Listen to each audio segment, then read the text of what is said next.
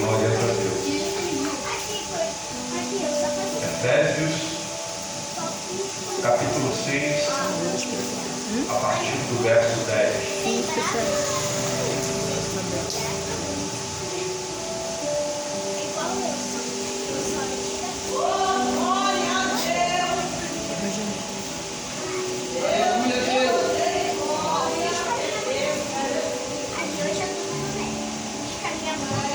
Glórias a Deus. Todos acharam? Diz assim a palavra do Senhor: portanto, meus irmãos, fortalecei-vos em nosso Senhor e na grandeza de seu poder, e vesti-vos de toda a armadura de Deus, para que sejais capazes de estar firmes diante dos estratagemas do adversário. Porque vossa luta não é contra carne e sangue, mas sim contra principados, contra governantes, contra os que possuem este mundo de trevas e contra os espíritos malignos que estão sobre os céus. Por esta causa, vestimos de toda a armadura de Deus, para que possais resistir ao maligno, e estando preparados em tudo, possais permanecer firmes.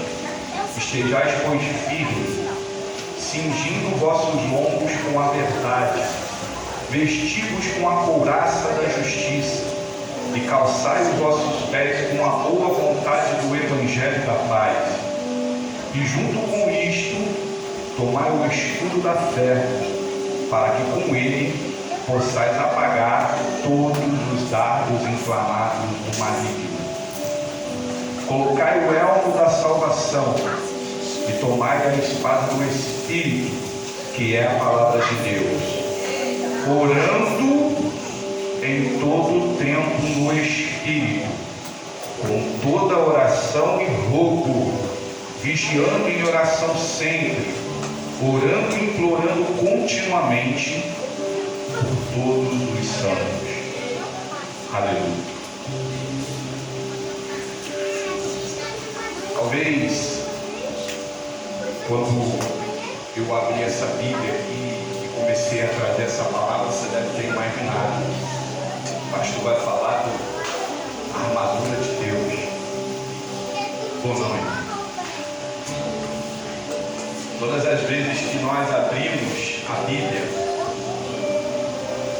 falamos em Efésios 6, a maioria dos pregadores, eu também já preguei sobre isso, eles começam a dissertar a respeito da armadura de Deus, porque é o que Paulo está falando aqui para nós, sobre uma armadura que nós devemos vestir.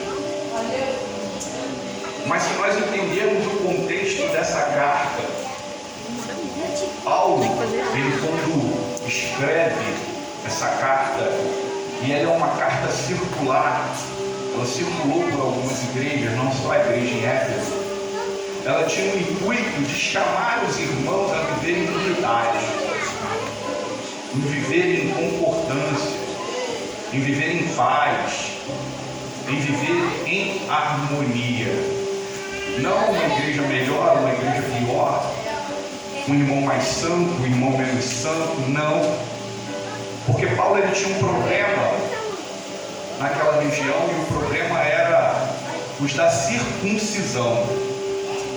Os da circuncisão acreditavam que nós, gentios, para sermos então chamados em Cristo Jesus, tínhamos que seguir os preceitos da lei. E Paulo ele vem trazendo que cada um seja chamado na sua vocação. A igreja em Éfeso era uma igreja próspera. Os irmãos eram prósperos espiritualmente. Eram irmãos que se amavam, se ajudavam, persistiam na perseverança do Evangelho da salvação. Aquela região era uma região extremamente complicada espiritualmente. Ali havia um templo de adoração a uma deusa da fertilidade chamada Diana para os gregos, de Artemis para os romanos. E o culto a Diana era algo terrível, porque era um culto de ato sexual. As sacerdotisas de Diana, para poderem estar adorando a essa falsa deusa, praticavam sexo com homens que iam até aquele lugar. E Paulo, ele vê uma igreja lutando contra todas as práticas infernais. E ele começa então a mostrar para aquela igreja, e isso é aplicado para nós, isso é trazido para nós, que a nossa luta não é contra a carne nem contra sangue, mas a nossa vida é uma guerra. A vida do crente é uma guerra. A tua vida é uma guerra. A tua batalha, ela não é contra mim nem contra teu irmão, mas a nossa luta diária é uma guerra. E Paulo começa então a falar com aqueles irmãos a respeito de tópicos que são necessários para se vestir da armadura de Deus. Porque, como nós sabemos, Paulo ele usa símbolos. A Bíblia diz que Paulo estava preso, talvez em Roma, mas ele morava numa casa que ele havia alugado com o próprio dinheiro dele. Ele estava em prisão domiciliar, ele ainda não tinha sido levado para a cadeia de fato, mas ele era observado, ele estava preso, ele não tinha liberdade de ir e vir. E alguns dizem que em um período muito difícil da vida de Paulo, ele tinha um soldado de um lado e um soldado do outro. Então ele começa a observar a vestimenta daquele soldado, e então ele fala para a igreja de Éfeso a respeito disso.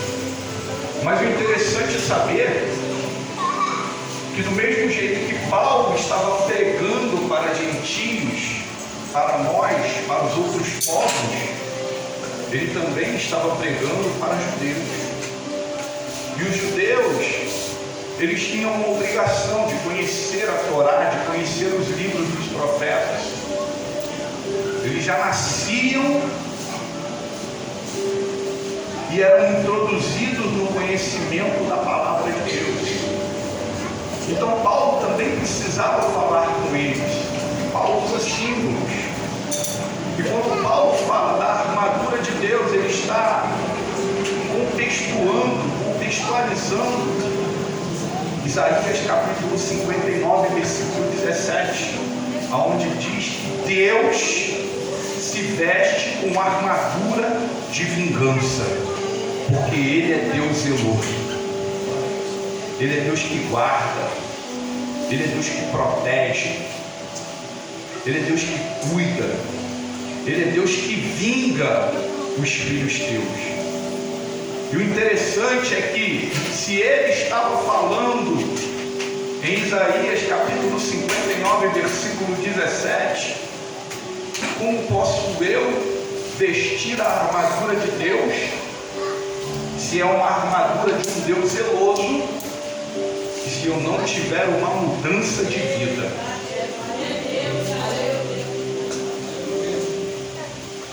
É muito fácil falar, veste a armadura de Deus e sai para o combate, mas de qualquer jeito. De qualquer jeito eu consigo pegar a armadura de Deus, e isso me remete à armadura de Saul. Vem um garotinho de 14 anos, 15 anos, sofrido,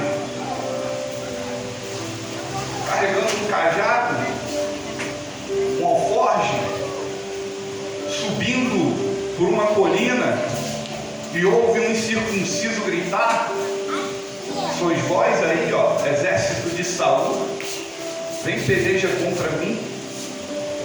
E ele diz que pode derrotar aquele gigante, porque aquele garotinho que ficava lá no meio do deserto cuidando das ovelhas do pai dele já havia matado o leão e o urso para poder defender aquilo que não era dele, aquilo que era do pai dele.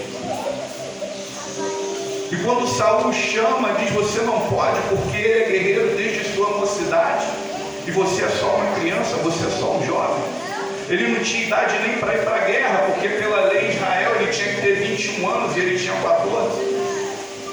Mas Deus, ele não está nem um pouco interessado na tua idade, na tua condição social, da onde você veio, para onde você vai.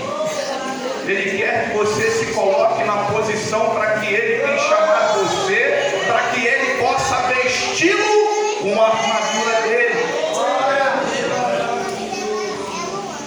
Porque quando Saul pega e coloca a armadura em Davi, ele diz: essa não dá para mim, é pesada. Mas a armadura de Deus é leve. A armadura de Deus é leve. A armadura de Saul é pesada. A armadura do mundo é pesada. E muitas das vezes nós caímos no engano e achamos que estamos fazendo a vontade de Deus, porque está dando certo, pastores. Mas se estiver dando certo, Deus não está no negócio não. Tem um processo. E o processo é de quebra.